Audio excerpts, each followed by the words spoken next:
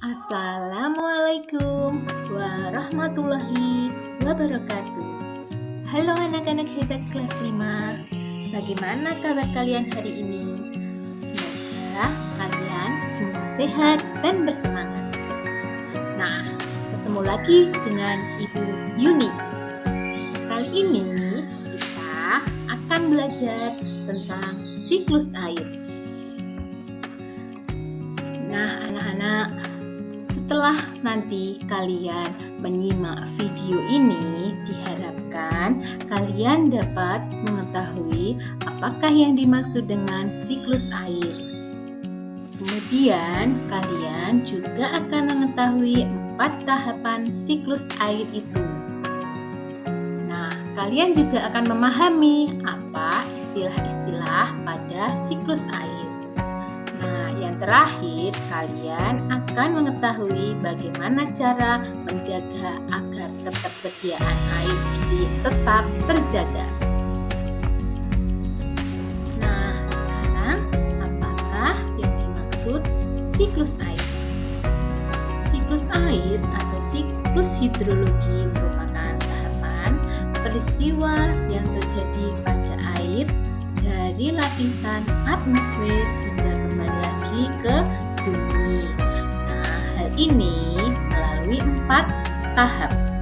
Yang pertama adalah evaporasi, kedua kondensasi, ketiga presipitasi, dan yang keempat adalah infiltrasi.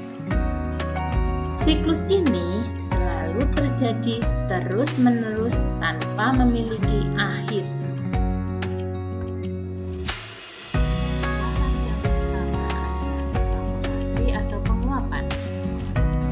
Evaporasi atau penguapan terjadi pada saat air di laut, sungai, dan danau menguap akibat panas dari sinar matahari.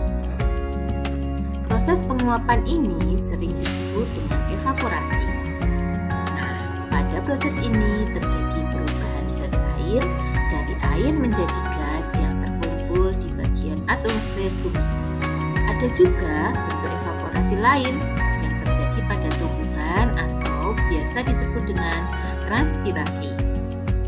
Proses transpirasi ini merupakan pelepasan molekul air sebagai hasil metabolisme dari tumbuh-tumbuhan.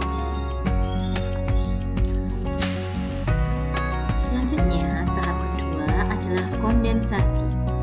Uap air yang berasal dari proses evaporasi dan transpirasi akan berubah menjadi awan dan akan berada di tempat tinggi karena terbawa angin. Tahap ini terjadi proses kondensasi atau lebih umum dikenal dengan pengembunan. Bagaimana proses kondensasi terjadi? Proses ini terjadi ketika awan berada di tempat yang semakin tinggi, maka suhunya akan berubah menjadi semakin rendah. Nantinya, awan akan mengalami pengembunan yang membentuk titik-titik air yang akan berubah menjadi awan. Tahap ketiga adalah presipitasi. Proses presipitasi merupakan lanjutan dari kondensasi. Tahap ini merupakan proses turunnya air dari awan menuju bumi. Istilah ini mungkin terdengar asing di telinga. Sebutan lain dari presipitasi adalah hujan, yakni proses saat titik-titik air jatuh ke bumi. Presipitasi ini dapat terjadi akibat pendinginan dan penambahan uap air, sehingga air yang membentuk awan mencapai titik-titik jauh. Semakin banyak uap air yang terbentuk, maka tetesan air hujan yang turun pun akan semakin banyak. Air tidak hanya turun dalam bentuk hujan, tetapi juga salju. Pada musim dingin, uap air akan terkondensasi menjadi es yang padat. Kristal es yang terbentuk kemudian menyerap dan membekukan air di sekitarnya, sehingga menjadi kristal salju yang kemudian turun ke bumi. Tahap keempat adalah infiltrasi. Proses terakhir yang terjadi dalam siklus air adalah proses infiltrasi. Tahap ini sering disebut juga dengan penyerapan. Air hujan yang turun akan jatuh ke permukaan bumi. Air hujan itu akan mengalir ke sungai, danau, laut, hingga samudera. Selain itu, air yang turun ke bumi lewat proses presipitasi ini juga akan terserap ke tanah, bahkan juga terserap oleh tumbuhan. Tanah yang tidak bisa menyerap air dengan baik bisa memicu terjadinya bencana alam seperti banjir, erosi, hingga tanah longsor. Air yang terserap jauh ke dalam tanah juga menjadi sulit untuk dijangkau manusia, yang kemudian menyebabkan kekeringan dan kesulitan air. Namun, air yang terserap dengan baik di bawah tanah dapat dimanfaatkan sebagai ketersediaan air untuk irigasi di musim kemarau. Nah, anak-anak, itulah beberapa tahapan proses terjadinya siklus air. Nah, sekarang ada beberapa cara agar ketersediaan air bersih tetap terjaga.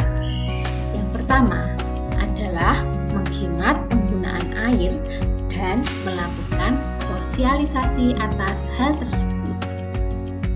Yang kedua, melakukan reboisasi dan penghijauan pada area pemukiman dan di jalan besar.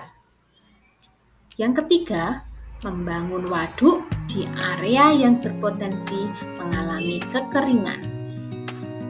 Keempat, memelihara atau melakukan rehabilitasi konservasi lahan dan air. Kelima, membangun dan merehabilitasi jaringan irigasi.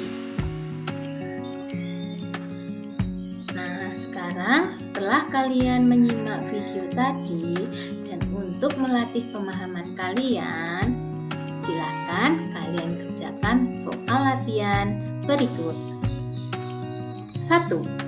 Apakah yang dimaksud dengan siklus air? 2. Sebutkan 4 tahap siklus air. 3. Apakah yang dimaksud evaporasi?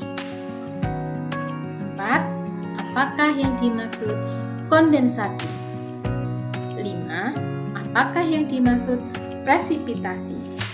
6. Apa yang dimaksud infiltrasi? Dan yang ketujuh, apa yang dapat kalian lakukan agar ketersediaan air jernih dapat selalu tercukupi? Nah, anak-anak, demikian tadi penjelasan Ibu Yuni tentang siklus air. Silahkan kalian kerjakan latihan soal dengan teliti. Kalian bisa membaca buku atau mencari sumber lain dari internet. Tetap semangat dan terus belajar. Sekian, wassalamualaikum warahmatullahi wabarakatuh.